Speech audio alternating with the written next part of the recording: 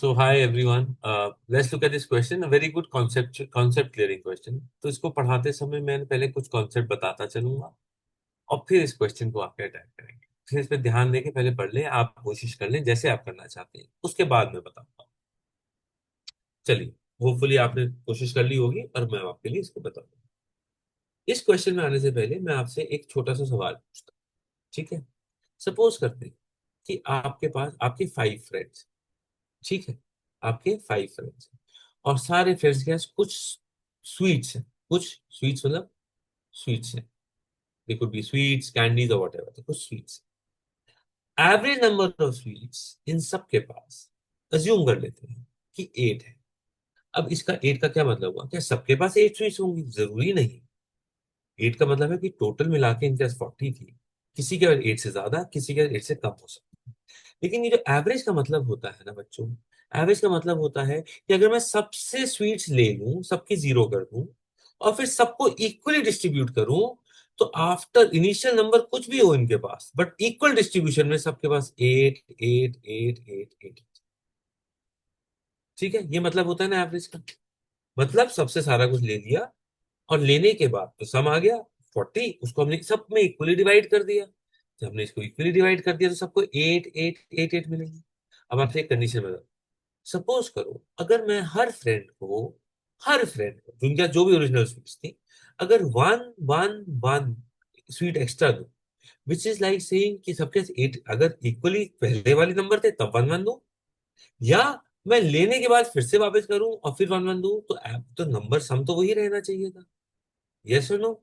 तो इसका मतलब ये हुआ कि सबके पास one one one on an average, one and one one one sweet सबके पास बढ़ जाएगी और मेरी पूरी एवरेज भी वन से बढ़ जाएगी। ऐसा होगा या नहीं होगा? ऐसे ही होगा। तो मेरी एवरेज हो गई ना।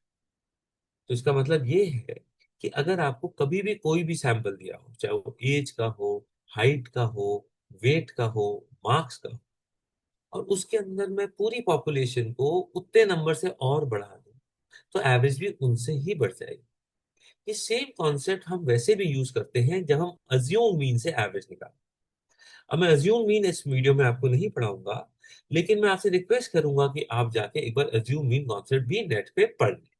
तो आपको उसमें पता लगेगा कि अज्यूम मीन में कैसे एवरेज निकालें। ठीक है?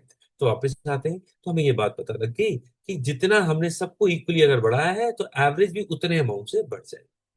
अगर ये हम समझ गए, तो अब हम इस क्वेश्चन की तरफ ध्यान से देखें। हमें एक्स लोग दिए गए थे जिनकी एवरेज 10 थी एज की। तो एक्स पीपल, एवरेज एज क्या थी? 10। फिर बोला आफ्टर 2 इयर्स, अब 2 साल में क्या हुआ नेक्स्ट लोगों के साथ? अगर किसी की कोई गया नहीं ग्रुप छोड़ के, या किसी कारण से वो अलग नहीं हो गया, तो अब सबकी उम्र 10 10 से बढ़ जाए, 2 2 साल से बढ़ जाएगी। अगर सबकी एज इक्वली सब +2 +2 +2 हो रही है, तो आप क्या बता सकते हो एवरेज को क्या होगा? Yes, you are right. ये भी एवरेज ही +2 से बढ़ जाएगी, जैसे स्विच वाले केस में बढ़ी थी। तो ये हो जाएगी 12। अभी हो गई है 12। इस समय एक बच्चा और ज्वाइन करता है, एक पर्सन और ज्वाइन करता है, बच्चा बोल गया, सॉरी, जिसकी एज वही है जो इस ग्रुप की एवरेज है, मतलब 12 का एक बच्चा पर्सन और ज्वाइन करता है।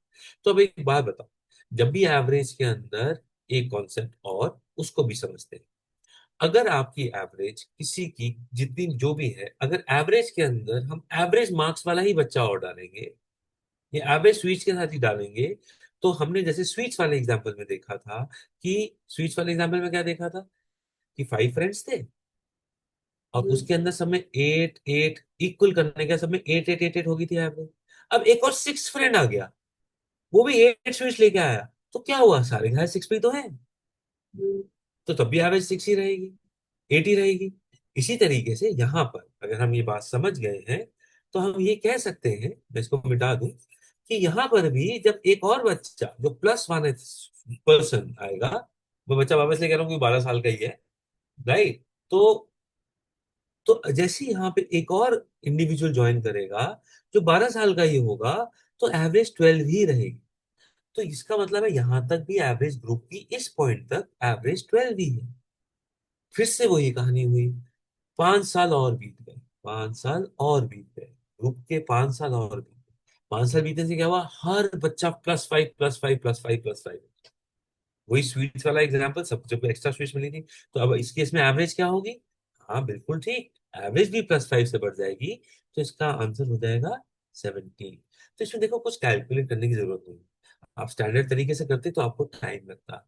हाँ, मैं स्टैंडर्ड तरीका साइड पे लिख दूंगा इसके बाद, लेकिन इसको सॉल्व करने के लिए क्या करते, आप करते 10 + 2 + 5, आंसर आ गया 7। स्टैंडर्ड तरीके से करते तो पता है क्या करते, आप कहते टोटल एज निकालते पहले, टोटल एज आती 10 × x, 10x आती, ठीक है। फिर आप कहते जी हर बच्चा 2 2 साल से बढ़ गया, तो हर बच्चा x बच्चे थे, सबकी एज 2 से बढ़ गई, तो +2x करते, तो आप कहते जी 12x हो गया। तो इसमें एवरेज क्या आती, x लोगों की 12x/x, 12 देखो यही निकाली थी हमने। फिर आपने कहा जी 12 एवरेज हो गई, 12x, इसके अंदर एक बच्चा और ऐड हो गया 12 साल का, और टोटल वैल्यू होगी x+1, तो ये भी हो जाती 12 कॉमन लेके x+1 डिवाइडेड बाय x+1, और ये फिर से कट जाता। तो आप कहते जी एवरेज आ गई 12 फॉर x+1 स्टूडेंट्स। अब आप कहते थे कि टोटल तो 12x+1 थी, अब ये x+1 5 टाइम्स और हो गए, 5 साल सारे बच्चे बढ़ गए, और तो उससे क्या होता, हर बच्चे को अगर 5 5 साल बढ़ाते, तो x+1 बच्चे सबकी 5 5 से एज बढ़ती, तो सम फिर से इतने से बढ़ जाता, फिर डिवाइड करते x+1 से, तो हमारा आंसर आता फिर से x+1 करने के बाद आ जाता 17। और इतने सारे हमें स्टेप्स करने हैं। अगर हमारा कॉन्सेप्ट क्लियर है एवरेजेस का लेके, जैसे अभी समझाया, तो आप कह सकते थे कि इसका आंसर 17। इसको समझने के लिए एक तरीका और है जो कि अज्यूमिंग मेथड है, आप उसको भी ट्राई करिएगा, but this is a very easy way of directly solve. ठीक है, चलो, थैंक यू।